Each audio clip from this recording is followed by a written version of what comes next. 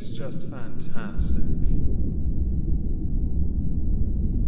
Captain's Log, Subdates 211026.4. The administrative wing of the Halls of Injustice are getting a major remodel, so I've put all the related stuff into an ISO-cube until the work is complete. Psst, it will never be complete. Welcome everyone to the Halls of Injustice. Today we welcome inmate number 099, Simon Bramhall, to the ISO-cubes. His crime is quite a unique one, and under UK law actually set a legal precedent, because there was no law for the nature of the crime he committed at the time, which means that when it comes to sentencing guidelines we can only go with the charges he then faced for the crime he committed. For 10 years, Simon Bramhall worked at the Queen Elizabeth Hospital in Birmingham as a liver, spleen and pancreatic consultant. So he was by extension also a hospital surgeon. Being a consultant, he was the expert when it came to transplants. And so for this crime, we now go back to 2013, February and August more notably. Simon Bramhall was involved in a number of transplants during that time. And it was during that time that he committed his rather unique crime. When it comes to transplanting, something you would use to cauterize small blood vessels is called an argon beam coagulator. It's a fun little device. Let's call it that.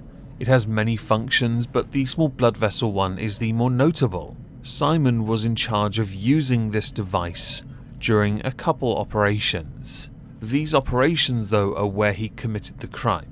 So what Simon did, because he's a genius, is he wanted people to eventually know who it was that operated on them. And this might sound a bit like Scrubs, where Turk sewed his initials into JD after taking his appendix out. Simon did something similar, but this is where the argon beam coagulator comes in. He didn't sew his initials in, no, he instead wrote his initials SB, roughly 4 centimeters in size, onto the transplanted organ, which I'll admit is rather unique. I'm not sure though if it played a part in what happened next, because Simon never got rumbled until 2017, when one of those liver transplants, gave up, and upon closer inspection they saw his name. Now I do want to insert, I doubt him writing his name onto that liver played a part in it not taking for as long as it could have. The body is quite strange, and as robust as a liver can be, the body will fight back against anything it considers to be a foreign object anyway. So in 2017, when they saw the letters SB, Simon Bramhall was arrested, but understandably they weren't entirely sure what charges to levy. So there were 2 types, with 2 charges for each. One was assault by beating, and the other was causing actual bodily harm. Now in my mind, causing actual bodily harm is more accurate, a descriptor for the nature of what he had done. And I won't deny, writing initials of yourself in someone does tickle me a little, and I don't mean that ironically. It is still a crime though, and it must be treated as such, even if there is no legal precedent. Shortly after being arrested and charged, Simon Bramhall, after working for 10 years at the Queen Elizabeth Hospital, handed in his resignation so as to, separate himself from them. He also submitted his medical license and has not practiced medicine since, which is for the best. Since Simon Bramhall has been put on blast, it's understandable that no one would want them to be touched by him, least of all those who have suffered psychological trauma once they found out that you had inappropriately written your name or your initials inside their bodies, which has been confirmed in the courts when this went to court.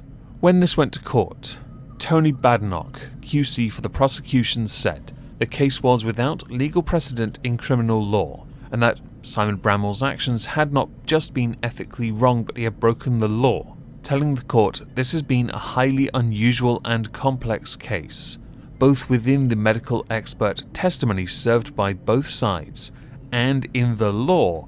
Bramhall's initialing on the patient's liver was not an isolated incident, but rather a repeated act on 2 occasions requiring some skill and concentration. It was done in the presence of colleagues. They were carried out with a disregard for the feelings of an unconscious patient. It was an unlawful application of force to patients while anesthetized. The pleas of guilty now entered represent an acceptance. That which he did was not just ethically wrong but criminally wrong. Something within that doesn't get much coverage is the fact he did this in front of other people. I'm sure he could have used the excuse of, it was just a dare, but he didn't, thankfully. What happened to those who were in that room? There would be records of it, and I don't just mean the patient, I mean others that clearly saw him do this, because it takes time to use an argon beam coagulator. It's not like a Sharpie. Now, he had pled not guilty to actual bodily harm, which was accepted by the prosecution in favour of 2 charges of assault by beating. For the sake of understanding sentencing, when it comes to assault by beating, the sentence can be up to 26 weeks in custody, a fine or a community order. 2 charges though, surely that would be doubled, right? Well, initially the judge was unable to sentence. Because of the nature of this crime, he wasn't entirely sure how best to do it. So until January the 12th, 2018, he was granted unconditional bail. In 2018, he was sentenced to no weeks in custody, he was given a £10,000 fine, and made to serve a community order for 1 year. A medical tribunal also suspended him for 5 months, which was utterly redundant because he'd walked away from medicine anyway. Now this sounds like an old case, why would we want to talk about it? Well, it's been resurfacing over the last 3 years. Every single time, because many believe that the sentence was insufficient, which had been further corroborated by the General Medical Council, who had ordered a fresh hearing because they'd appealed the 5-month suspension. This went so far that a High Court judge, Mrs. Justice Collins Rice, ruled that the tribunal itself, the Medical Practitioners Tribunal, now need to reconsider the case because, as correctly identified by the General Medical Council, the suspension would not have protected public confidence in the profession. At the bottom of the article that I'm going to link all the sources in the pinned comment, it did also add something we didn't earlier know, and it was that the organ that they'd noticed that had failed a week after. So it's possible that this was the one that actually did fail because of his interference. Sorry, unprofessionalism. Now this all again got buried and went away, but yet again it has in fact come back up, more recently because again it has not gone anywhere, which has led to another judge ruling that the case has to be considered by a new tribunal, saying that the Medical Practitioners Tribunal did not put its finger on precisely what was and was not wrong with Mr. Bramhall's conduct and sanction accordingly. It did not do full justice to this unique case. I am satisfied that the right way forward is to quash the sanctions determination and remit the case for a fresh determination by a differently constituted tribunal, which I 100% agree with. Now granted, many would say he should never be allowed to practice medicine anyway ever again.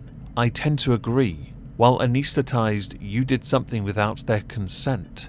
Simple as that. Of course, because we're dicks here, I'd give you 52 weeks in prison as well.